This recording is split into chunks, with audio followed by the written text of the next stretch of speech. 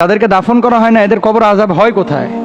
আপনারা যে বলেন যে কবর আযাব হবে, আপনারা যে বলেন কবরের মধ্যে প্রশ্ন আসবে, তো যাদেরকে কবরই নেওয়া হয় না, বিমান ক্রাশ করে সাগরে পড়ে গেছে, এখন এই মানুষগুলোর কিভাবে মুনকার নাকির প্রশ্ন করবে? প্রশ্ন জাগে না?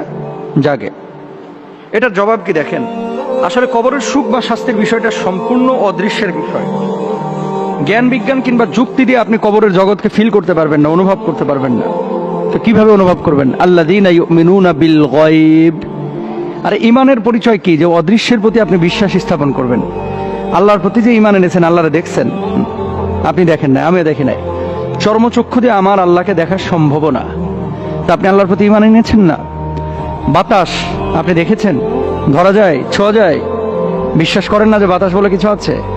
সূর্যের আলো দেখতে পাচ্ছেন, ধরতে পাচ্ছেন না, ফিল করতে পারতেছেন, অনুভব করতে পারতেছেন, কিন্তু আকার আকৃতি দিয়ে বুঝতে পারতেছেন না। কবরের জিন্দেগির যে বিষয়টা, এই বিষয়টা হচ্ছে টোটালি একটা অদৃশ্যের বিষয়।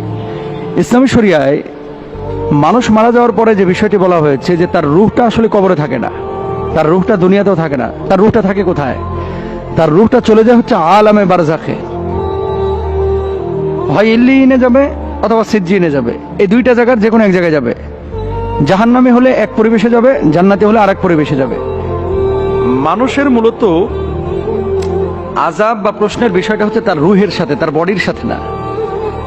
দেখেন, এই বডিটা ততক্ষণ পর্যন্ত দাম আছে, মূল্য আছে, যতক্ষণ পর্যন্ত রুহ নামক পাখিটা আপনার এই বডি নামক খাঁচার মধ্যে আছে। যেদিন আপনার রুহটা বডি থেকে আলাদা হয়ে যাবে, সেদিন এই বডিতে আঘাত করলে ব্যথা পাবেন না। প্রমাণ নেন, আরেকটু সহজ করে বলি। অপারেশনের সময় ডাক্তাররা যে কাটাছেড়া করে, ইঞ্জেকশন দিয়ে ওই জায়গাটাকে অবশ করে, এরপরে কাইটা চুরমার করে ফেলাইতেছে, আপনি টেরও পাচ্ছেন না।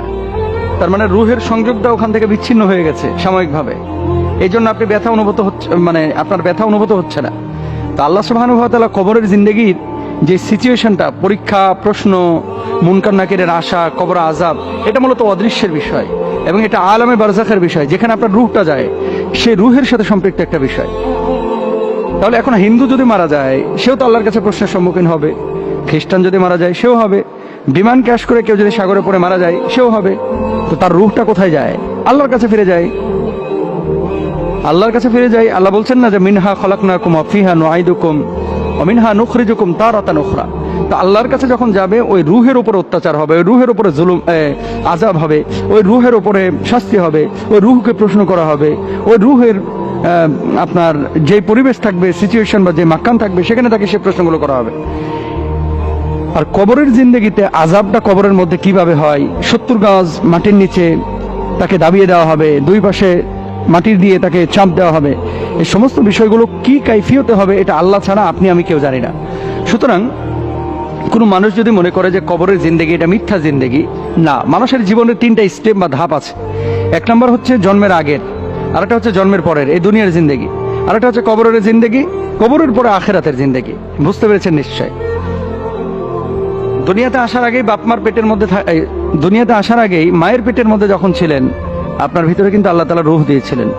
এরপরে দুনিয়ার মুখ দেখলেন, দুনিয়াতে একটা নির্দিষ্ট সময় সফর করলেন, এরপর আপনি ট্রানজিটে চলে গেলেন কোথায়? কবরের জিন্দেগিতে। এই ট্রানজিটের পরে আখিরাতে আপনি উঠবেন, মূল গন্তব্য। এবার আপনাকে আল্লাহ তাআলা প্রতিদান দেবেন। সুতরাং বি কেয়ারফুল। এই জিনিসগুলো আমরা কিন্তু অনেকে বুঝি না। কবরের আযাবকে আমরা মিথ্যা মনে করি না। কবরের আযাব যদি আপনি বিশ্বাস না করেন, আপনার ইমানে ঝামেলা হয়ে যাবে। আফালা ইয়ালামু ইযা বু'থিরা মা ফিল কুবুর, কবরের কথা তো আল্লাহ তাআলা কোরআনেও বলেছেন।